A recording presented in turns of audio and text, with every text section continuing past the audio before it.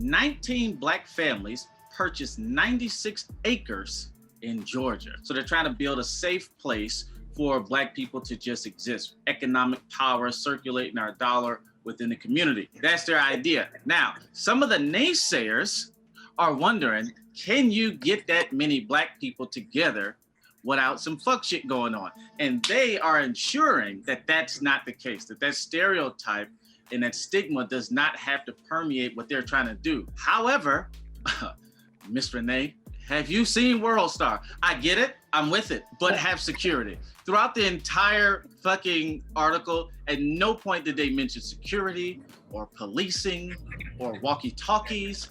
It was just, they talked about fishing, hiking, bowling. Bitch, what about these niggas?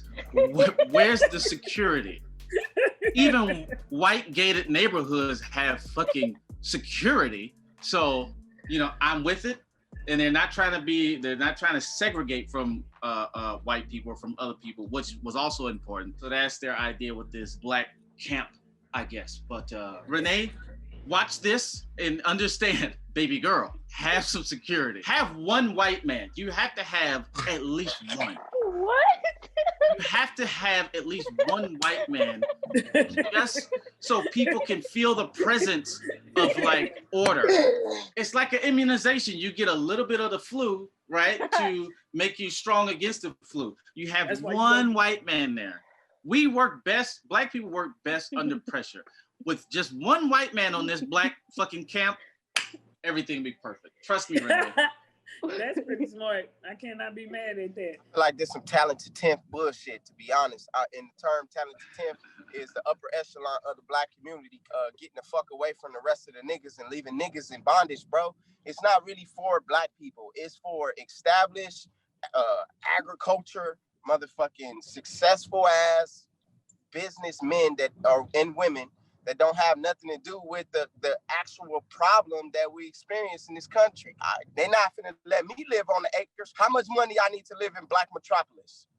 It ain't gonna take that much food. They got tiny houses on there. They gonna let you stay. The point is 19 of them came together, dog. And so the black problem, though, Precious, I've been in the hood my whole life. My credit fucked off. They're not fucking with everybody. But bro. I'm saying they got 19 families. This wasn't like the, two upper echelon families. This like 20 people, fool, came together like, let's create our own like black Wall Street type shit. We gonna start small. We just gonna have like the homes, fishing, the list of wedding venues. Like we gonna just basically build our own shit. Like we need to be happy about that. None of this shit we go support is ours. So for them to get 96 acres and like really be like, this finna be some good shit. That's black people owning shit. That's a win. But you can right, I have some? Yeah, if you go to Atlanta. You fix your credit, yes. Fix your fucking credit, and then you can come in. Like Ron, can we pull up and just hang out there? Yeah, I mean, bring your white boy. The fact that they got 19 families and entrepreneurs and people with enough money to start and finish this project is great. Because when you try to like book a group trip with your friends, only 2 of them end up fucking going. You try to start a business with your friends, only 1 of them got the money, the other one just got paperwork today, ain't finished yet. Like it's so hard to get shit done with anybody. So the fact that they all came together, and I'm sure they probably started with like 50 investors. And only like 19 actually made it to the promised land, but fuck it. When all that, stuff was going on with George Floyd and then it just continued and start piling on itself.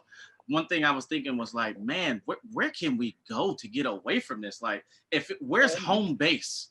Like, where do we go and congregate and like come up with our master plan? But it's like, I couldn't think of a single place like that. Maybe the black church, but that has its problems all by itself. But if they say that in Atlanta, or not Atlanta, in Georgia, there's 100 acres where we can just congregate. And they saying not segregating, but allowing black families to flourish safely. And that's what we want to do. We want to feel like safe. I'm not gonna act like I'm oblivious to the condition of the threat that's on the black man and women. Right. But how are we unsafe? Like, can no white boy beat me up in a fair fight? When are we going to decide enough is enough and I'm standing my ground on whatever that is? You can feel safe, but they can come I just feel like the like threat isn't really a threat. It's all mental. We don't make guns, though. I think it's mental. Yeah, like I mean, I see. No, it's not mental. It's metal. It's guns. Do we not have firearms as well? There's black on black crime. That's crazy. We have guns, bro. And if they actually train, like this compound, they're talking about having an actual shooting range. So then maybe niggas can get trained instead of shooting like this. They could, you know, do something. It's no accident that they have the upper hand, and that upper hand is their numbers, the psychological blocks that they put on us, and guns. I mean, that's what got the Indians up out of here, was guns. It wasn't just... Okay. Before we move on in topic, I want to say I went to Israel, Palestine, and the Palestinians was throwing rocks at the soldiers that had guns, Ron. So I just want to say that's a mentality thing. Like, all that being afraid of losing your life is the reason why we're in the condition. The Revolutionary War was death. It was bloodshed, my nigga. And that's not the answer. Violence, non-violent protest. Protest not going to liberate us from the bondage that we've been in for years and years and years and years. Those Palestinian kids, they're 11-year-old. They're burning tires and pushing the tires down the hill so the army can't see. They're really in war. We're not doing none of that shit. We sitting there with our asses bent over, taking. We got to have nothing to lose because we don't have nothing already, bro. You got to worry about your descendants. Everybody want to scream and praise the ancestors, but they already handled their candle, my nigga. We ain't doing nothing but sitting here talking about injustice. Oh, Black lives, they matter here. That shit is clown goofy shit, bro. Niggas need to get with the program. And I'm not saying, let's start being serial killers, but let's hold our ground, bro. There's states that allow motherfuckers to hold their ground, bro. I agree with you 100%.